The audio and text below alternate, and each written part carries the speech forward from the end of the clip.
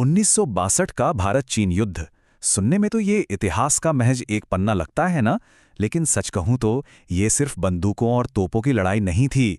ये कहानी है एक बहुत बड़ी कूटनीतिक चूक की और उन रणनीतिक गलतियों की जिन्हें समझना आज के भू राजनीतिक परिदृश्य में भी हमारे लिए बेहद जरूरी है।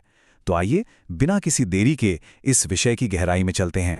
अब जरा एक पल के लिए हिमालय की उन बर्फीली, ऊंची और एकदम शांत चोटियों के बारे में सोचिए। बाहर से देखने पर सब कुछ कितना शांत और खूबसूरत लगता है, लेकिन क्या हो अगर इसी खामोशी के ठीक पीछे एक बहुत बड़ा भू राजनीतिक तूफान आकार ले रहा हो। ठीक यही हुआ था 1962 में।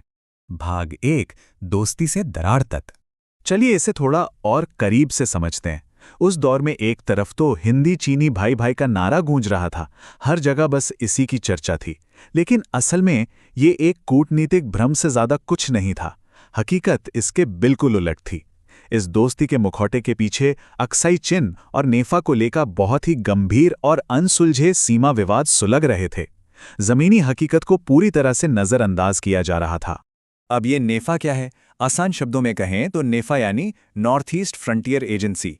ये वही ऐतिहासिक इलाका है जिसे आज हम अरुणाचल प्रदेश के नाम से जानते हैं, और यही वो पूर्वी मोर्चा था जो आगे चलकर इस भयंकर टकराव का केंद्र बनने वाला था। आइए आगे बढ़ते हैं। भाग 2, बढ़ती रणनीतिक विफलताएं। देखिए, दो देशों के बीच तनाव कभी रातों रात नहीं बढ़ता।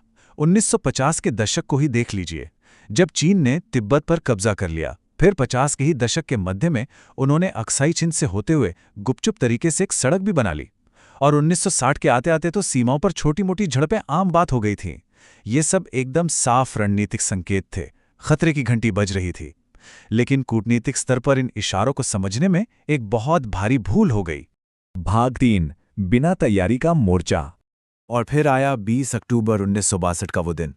पहाड़ों की वो बरसों पुरानी शांति बस एक ही झटके में टूट गई।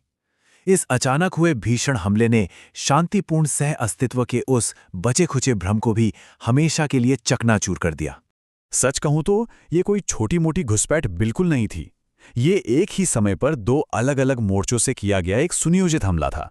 एक तरफ पश्चिमी मोर्चे पर लद्दाख का अक्साई चिन इलाका था, तो दूसरी तरफ पूर्वी मोर्चे पर नेफा के वो घने जंगल। मतलब खतरा एक साथ दोनों तरफ से आ रहा था।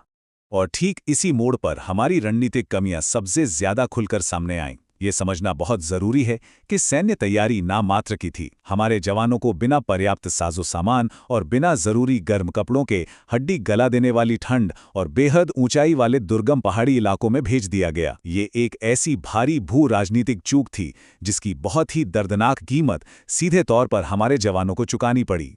भाग 4, वीरता की कुछ ऐसी कहानियां जिन्हें भुलाया नहीं जा सकता।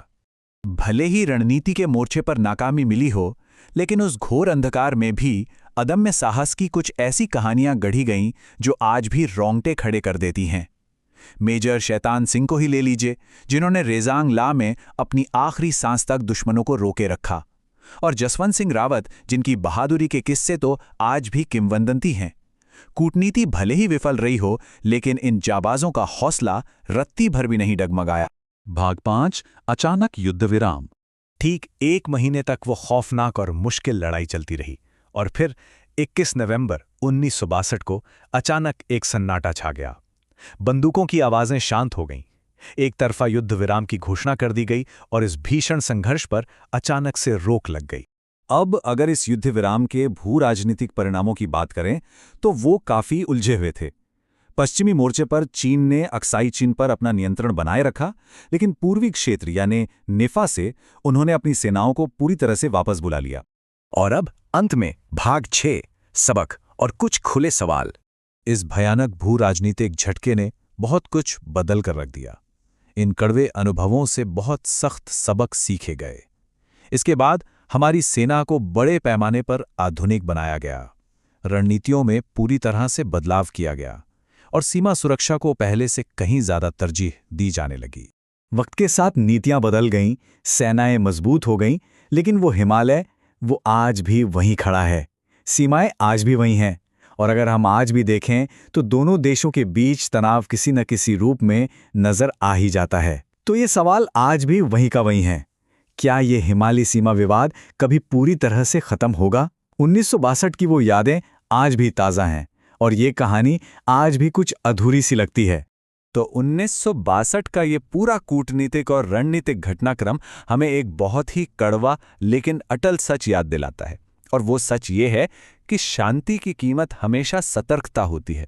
सिर्फ मीठे नारों से शांति नहीं आती, इसके लिए हमें हमेशा तैयार और हर पल चौकन्ना रहना पड़ता है।